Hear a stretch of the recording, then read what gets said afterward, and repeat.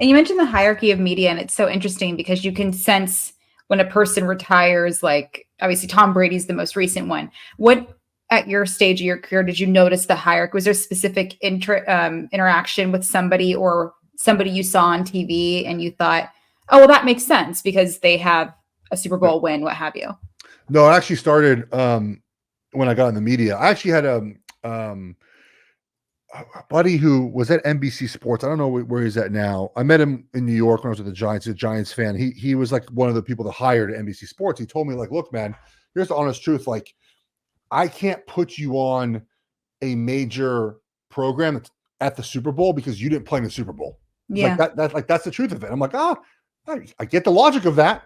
I think I would do well in the telecast, but I get it. So I understand some of the logic behind that, right? Like Tom Brady, and I think he's going to be good, by the way, but he can talk about things I can't talk about.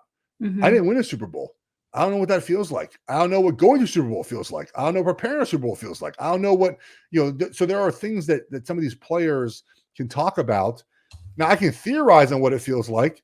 I can know because someone has told me, my brother's told me he won a Super Bowl. Like but I can't talk about my experience in those moments. It doesn't mean you can't broadcast, but Mm-hmm. I understand the point of like, we're going to hire someone that can specifically talk about these, these instances.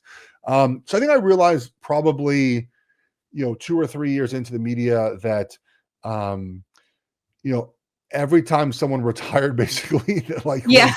was a little bit ahead of me as a player. I'm like, oh, well, there goes a little bit, some work for me. Which Yeah. again, I've come to understand that. And look, it's hard, right? Because everyone wants to move up in every business, right? And you have to understand that people are not always hired for merit. There's other reasons people are hired.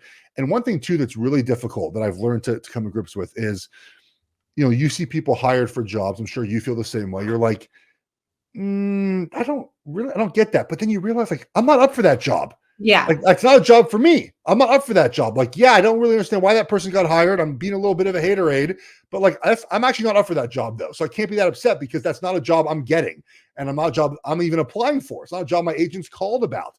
And so like, I can't be upset that that person quote unquote, jumped ahead of me and may not be better than me at the job, but I'm not even up for that job. So why am I angry that they're getting that job? Right. I think that's like, so that's like something that I've had to learn in the media too, is like, hey man, like, yeah, I'm not even eligible for that job. So why am I upset that that person jumped me for that job? Yeah. No, I'm that you're preaching to the choir.